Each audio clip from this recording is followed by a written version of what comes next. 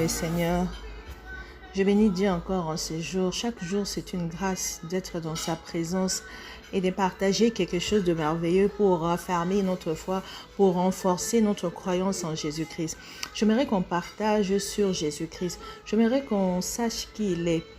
Parce qu'au temps de nos patriarches, il y avait un homme qui s'appelait Jean qui rendait témoignage de lui, qu'il était le Fils de Dieu, c'est lui qui allait venir, c'était l'agneau de Dieu qui devait nous sauver. Mais il y avait des gens qui ne croyaient pas. Il y avait toujours des gens qui pensaient que non, ça ne peut pas être lui de par sa naissance, parce qu'on le connaît, c'est un gars de notre quartier, tout et tout. Mais la volonté de Dieu, c'est que nous puissions croire en lui. Parce que non seulement Jean a témoigné de lui, le Saint-Esprit a témoigné de lui, Dieu lui-même a témoigné de lui, qu'il était le Fils unique, le véritable, et c'est en lui qu'il a tout mis. Et des fois, les gens aiment bien sonder les Écritures, chercher dans les Écritures où trouver la voie pour accéder à la vie éternelle. Et pourtant, les Écritures rendent témoignage que Jésus-Christ est Dieu. Et c'est lui qui devait venir et c'est lui qui a la vie éternelle. Vous savez, il y a même les Juifs qui croyaient à Abraham, qui croyaient à Moïse. Mais jusqu'aujourd'hui, ils continuent à rechercher le Christ. La Bible dit dans Jean 5, le verset 45, « Ne pensez pas que c'est Jésus-Christ qui va vous accuser devant Dieu. Mais ce sera Moïse, celui à qui vous avez cru. » Mais que vous ne voulez pas croire ce qu'il a dit de Jésus-Christ. Parce que Moïse lui-même aussi a parlé de Jésus-Christ. Mais si vous ne voulez pas croire un homme que vous avez cru, celui qui a parlé déjà de Jésus-Christ, alors ce n'est pas Jésus qui va vous juger. Ce sera Moïse qui va juger tous ces gens-là, tous ceux qui croient au patriarche, mais qui ne veulent pas croire en Jésus-Christ. Simplement parce qu'il a dit qu'il était le Fils de Dieu et qu'il avait la gloire de Dieu et qu'il était l'image de Dieu et qu'il était l'empreinte de Dieu. Bien aimé, moi j'aime bien le verset de Hébreux 1, vers le verset 5 je crois, qui nous montre que Jésus-Christ est l'image de Dieu et l'empreinte. J'aime bien dire aux gens, regarde dans le miroir, qu'est-ce que tu vois? C'est toi. Si on dit celui qui est dans le miroir, c'est toi. Donc c'est toi. Et si tu mets tes empreintes quelque part, on va rechercher dans les appareils, on va trouver que c'est toi. Et si on dit que Jésus-Christ est l'empreinte de Dieu vivant, donc c'est Dieu. Alors pourquoi vous ne voulez pas croire qu'il est Dieu? Pourquoi il y a des gens qui aiment bien passer? Non, moi je vais juste passer par le Père, parce que lui il est le Fils. Non, c'est le Père qui a voulu que ce soit comme ça. C'est le Père qui s'est débrouillé. La Bible dit qu'à la croix, le Père était avec le Fils, c'est donnant lui-même pour ton salut, pour ta cause, pour que tu sois sauvé. Alors tu dois croire en lui. Tu dois croire en lui. C'est lui le véritable Dieu. C'est lui le Dieu tout-puissant. C'est lui qui a bouleversé la terre. C'est pas au nom... Parce que si c'était un simple prophète, on allait dire beaucoup de choses par rapport aux prophètes. Mais regarde tous les prophètes qui sont passés sur la terre. Il n'y a pas un qui se compare à Jésus. Même de choses qu'il a fait, même la façon dont il a bouleversé le monde, il n'y a pas un. Et jusqu'à aujourd'hui, il continue à vivre. Il vit maintenant en toi, ce qui est merveilleux. Comment un homme peut vivre en toi? Si c'est un sorcier, il vit en toi parce qu'il t'a possédé. Mais les jours où je rencontre les Christ, on le chasse. Mais Jésus-Christ, il vit en toi, même dans le péché. Il est là, il souffre. Pendant que tu pêches, il souffre. Il veut ton bonheur. C'est la seule personne qui veut ton bonheur plus que tout, celui qui te dit que je t'aime. Même moi qui t'aime, je ne pourrais jamais supporter certaines choses ou partager certaines choses avec toi. C'est pourquoi nous devons avoir notre confiance en Dieu. Nous devons garder notre foi en Dieu. Nous devons croire que si nous invoquons son nom, si nous prions en son nom, nous aurons tout ce que nos cœurs désirent. Nous devons croire qu'il est le Dieu tout-puissant, le Dieu qui ne connaît pas d'impossibilité, le Dieu qui peut tout pour toi, le Dieu qui te connaît. Et tu le fais confiance. Alors quand tu pries, ne viens pas comme quelqu'un qui vient blaguer. Ne prends pas ces moments avec comme un moment de blague. Tu mets ton téléphone, bon ça parle et puis ça part. Non. Sache que c'est Dieu qui te parle. Parce que tu ne le verras pas comme ça. Il utilise maintenant les hommes qui viennent te parler. Dieu parle tantôt d'une manière, tantôt d'une autre. Mais c'est nous qui ne mettons pas ça en pratique. C'est nous qui ne mettons pas attention à ça. C'est pourquoi, bien aimé, nous devons savoir que Jésus-Christ est Dieu. Et Jésus-Christ vit en nous. À ce jour, il vit en nous comme le Saint-Esprit. Parce qu'il a dit, il n'a pas dit que je vais m'en aller et vous enverrez le Saint-Esprit. Il a dit, je m'en vais et je retournerai. Tu vois, en Matthieu, il nous dit, je reviendrai. Mais cela, se fera sous forme d'un esprit saint qui habitera maintenant en toi. Parce que Dieu a vu que non. J'ai envoyé les prophètes, ça n'a pas marché. J'ai envoyé mon fils. Il y a des gens qui ne comprennent pas encore bien. Alors je vais habiter une fois de plus en l'homme parce que Dieu t'a créé en son image. Et il a renforcé cette image par sa personne encore bien-aimée.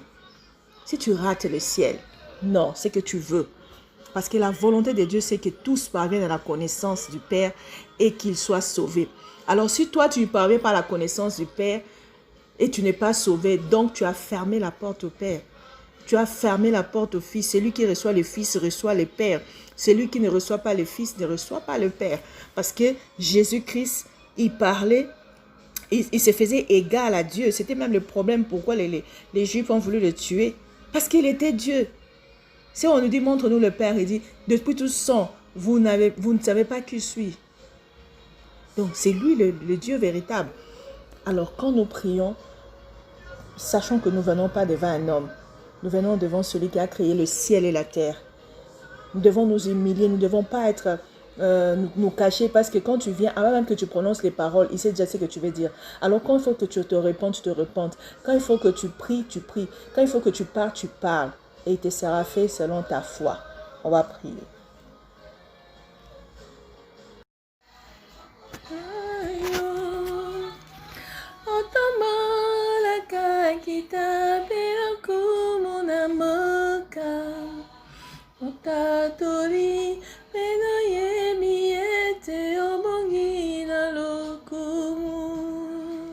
Oui, le Seigneur est digne de louange. Le Seigneur est digne d'être élevé. Bien-aimé, vous savez, tout le jour, on n'est pas là seulement pour demander, parce que même quand nous avons demandé la première fois ta guérison, tu étais déjà guéri. Beaucoup de gens ne le savent pas. Vous demandez, c'est que si vous demeurez dans ma présence, demandez tout ce que vous voulez et vous le verrez s'accomplir. Nous sommes là en train de glorifier Dieu parce que nous avons vu s'accomplir sa gloire.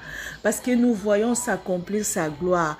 Parce que nous croyons que nous sommes guéris, nous sommes forts. Nous devons le louer pour que cette guérison qui peut encore être dans le spirituel se manifeste dans le corps. Ceux qui ont de plus grande foi, dès les jours où on a prié, il y a ceux-là qui guérissent à l'instant. Donc, lève-toi, marche, il se lève, il marche. Mais d'autres, ils commencent par boiter et puis, après, ils vont se raffermir, tout ça. Vous voyez, j'ai eu à prier pour des gens. Vous priez, après la prière, tout est fini. Il y a d'autres, après une année, tout est fini. Il y a d'autres, après des mois. Mais il te sera fait selon ta foi. C'est ça même la beauté, l'amour de Dieu. Parce qu'il ne pousse pas les gens à l'extrême. Il veut que tu comprennes l'importance de tout ce qu'il te donne. C'est pourquoi il marche avec ta foi. Et c'est pourquoi il a dit, il te sera fait selon ta foi. Ou il a dit, ta foi t'a guéri. Donc quand nous prions, crois. Et comme tu es guéri, nous voulons élever ce nom. Nous voulons élever le nom de Jésus. Nous voulons l'élever parce qu'il est notre Seigneur. Nous voulons l'élever parce qu'il est celui qui nous guérit. De tout ce qui était impossible dans notre vie, il nous a donné la solution. De tous les tourments de notre vie, il nous donne la joie. Oh Seigneur, je passais des années dans des douleurs atroces, voulant même que la vie s'arrête. Mais le Seigneur a toujours été là. Jusqu'à dire que ma grâce te suffit. Jusqu'à dire que ce ne dépend pas de moi. J'ai tout mis entre tes mains. Et le jour où je dois commencer à confesser. Où je commençais à confesser. Dans la simplicité. J'aime bien la simplicité de la parole de Dieu. De faire des choses simplement. De croire simplement. Et je vis la gloire de Dieu descendre. Et en ce jour, je peux proclamer qu'il est le Dieu de l'impossible. Il ne faut pas que tu aies à proclamer des choses parce que tu as entendu les gens dire. Mais il faut que toi-même tu vives cela. C'est ça qui augmente ta foi. C'est pourquoi nous disons que le merveilleux, il est le saint de notre vie. Il est le saint d'Israël. Il a porté nos fardeaux à la croix. Il a porté nos méchancetés. Il a porté nos douleurs. Il a porté nos souffrances, nos manquements. Il nous a élevés au milieu des hommes. Il nous a rendus visibles. Il nous a donné un nom.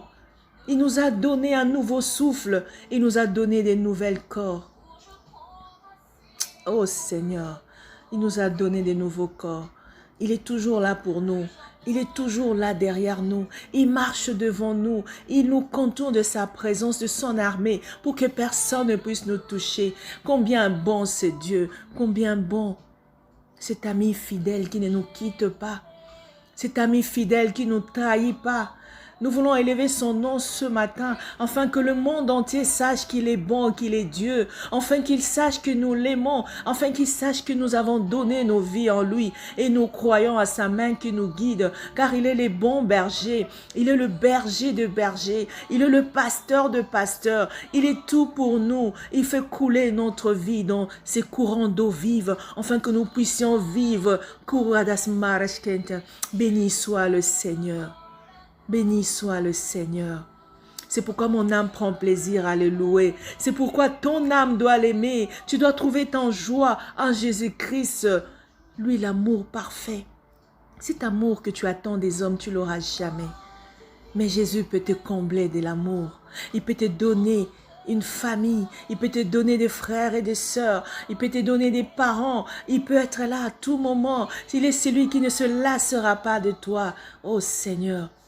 Entraîne-nous dans ta présence et fais-nous voir tes merveilles, fais-nous voir ta gloire, afin que nous proclamons que tu es digne, que tu es le grand Dieu, le Dieu redoutable, le Dieu de paix et d'amour, le Dieu d'équité, le juste juge, le Seigneur qui ne nous a pas condamnés, mais qui est venu rendre à zéro tous nos problèmes, nos casiers judiciaires à la croix, a été tous rendus zéro, afin que nous puissions accéder au Père, afin que nous puissions venir, le main levée, tu nous attends, merci Seigneur, ton amour nous couvre tout le jour, nous donne un nouveau souffle. Oh Seigneur, béni soit le roi, béni soit le créateur du ciel et de la terre, c'est lui qui a sanctifié nos journées, c'est lui qui a béni nos journées, c'est lui qui nous donne encore tous les désirs de nos cœurs, car chaque jour il fait ce qui est bon pour nous.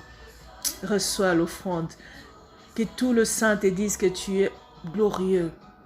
Et que nous puissions célébrer ton nom. Nous puissions célébrer ton nom devant les hommes. Et que les hommes connaissent que tu es Dieu. Tu es bon. Merci Seigneur Jésus. Ton nom Jésus. Nous voulons proclamer ton nom Jésus. Oh notre divin amour. Oh béni soit le Seigneur. Tu es merveilleux. Nos faibles mots ne suffiront jamais, Nos faibles mots ne suffiront jamais pour dire aux hommes combien tu es parfait. Car en toi, Seigneur, oh Dieu, il y a le torrent de la vie qui coule en nous. Merci Seigneur Jésus. Réponds ce vie à mon frère et à ma soeur. Réponds cet amour à mon frère et à ma soeur, afin que nous soyons des hommes de paix. Au nom de Jésus-Christ. Amen.